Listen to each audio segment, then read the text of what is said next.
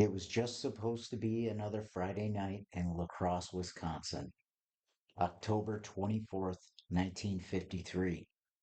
The kind of night where families listened to the radio, kids did their homework, and teenagers took babysitting jobs for a few extra dollars. But that night, something happened on Vine Street when 15-year-old Evelyn Hartley didn't answer the phone. Her father drove across town to check on her. The house was locked, the lights were on, the radio was playing. The furniture was overturned, a window pane was shattered, and Evelyn was gone. No screams were heard, and no one saw her leave, and she was never seen again. This is the Midnight Mystery Archive. I'm Kevin. Tonight we reopen one of Wisconsin's oldest cold cases, the disappearance of Evelyn Hartley.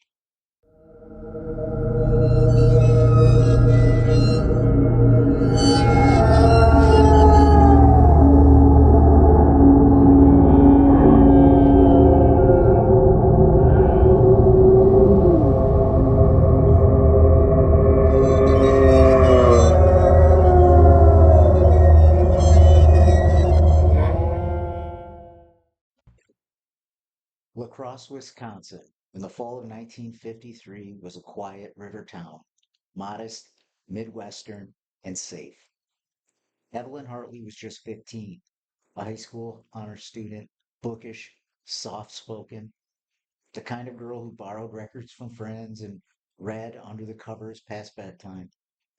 On the night of October 24th, Evelyn had agreed to babysit for the Rasmussen family on the city's north side. Their usual sitter wanted to go to a football game, so Evelyn said yes. She arrived at the house on Vine Street at around 6:30 p.m. The Rasmussens left for a college homecoming game. Their toddler daughter was already asleep upstairs. Evelyn's father, Richard Hartley, had a routine. He called his daughter during her babysitting jobs just to check in. When he tried around 8:30 p.m., there was no answer. He waited. He called again at 9, still nothing. By 9:30, he was worried enough to get in his car. When Richard Hartley arrived at the Rasmussen house, everything looked normal from the outside. The lights were on, the front door was locked, but no one came to answer. He went around to the back and found the basement window wide open. The screen was missing, so he climbed in. Inside, it looked like a struggle had taken place. A lamp was knocked over, furniture was out of place. One of Evelyn's shoes was near the door, the other upstairs. Her school books were still on the couch, her glasses broken on the floor. The child she had been babysitting was still fast asleep.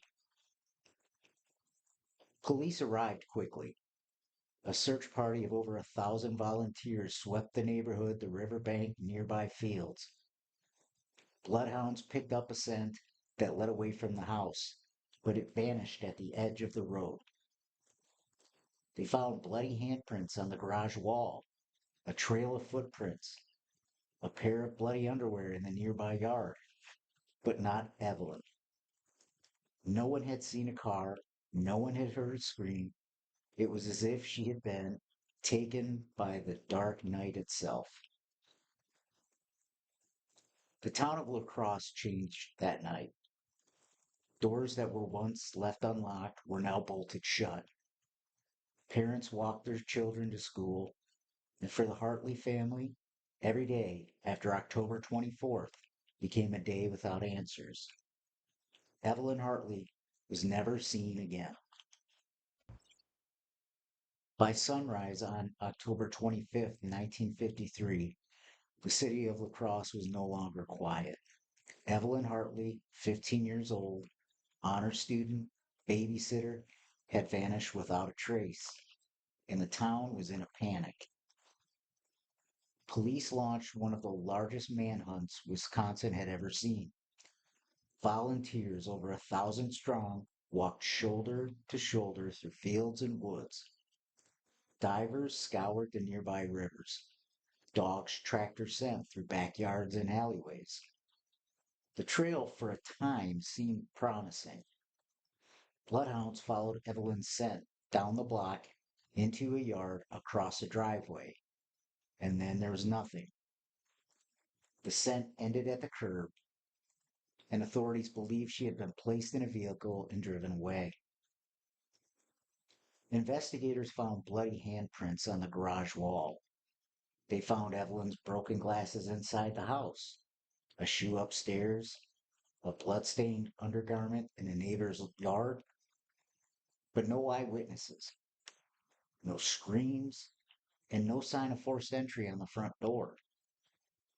The window had been pried open, likely from the outside. A stepladder had been moved beneath it. Whoever took Evelyn had planned it. Over the weeks that followed, hundreds of leads came in. Cars were spotted, strange men in alleyways were seen, footprints in the woods. None of it led anywhere. And then, 4 years later, a name entered the picture. A name that would send a chill down Wisconsin's spine. Ed Gein, the man from Plainfield, arrested in 1957 for a series of crimes so grotesque they defied imagination. Body parts found in his farmhouse, furniture made from human remains. He was a grave robber, a murderer, and perhaps something far worse. When investigators began retracing Gein's movements, they realized something disturbing. He had been in La Crosse around the time Evelyn disappeared. Gein was questioned, but denied any involvement. Authorities found no physical evidence tying him to Evelyn's case. Still, the possibility that one of America's most infamous killers was present on that October night has never stopped haunting those who remember it. By early 1954, the active search had slowed. The Hartleys never stopped looking, never stopped hoping, but the leads grew colder. A few months later, her father made a heartbreaking statement. I drive around this town every day. I look for her in every face, and sometimes I think I see her, but I know I don't. No ransom note was ever sent, no body was ever found, and the girl who left home to babysit that night in La Crosse never came home again. The town moved on, but the Hartley family never did. And neither did the question, who took Evelyn Hartley? By early 1954, the town of La Crosse was no closer to finding Evelyn Hartley. Thousands of man-hours had been spent searching rivers, woods, and basements. The FBI had joined the case, but there were no breakthroughs. What remained was a tangle of leads, confusing, often contradictory, and a growing sense that something or someone had slipped through the cracks.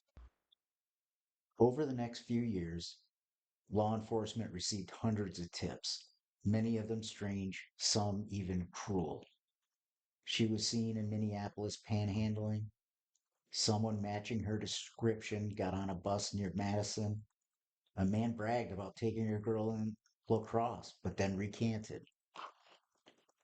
At least two individuals confessed to abducting Evelyn, but under scrutiny, both stories fell apart. One man admitted he was seeking attention, another had mental illness and offered impossible details.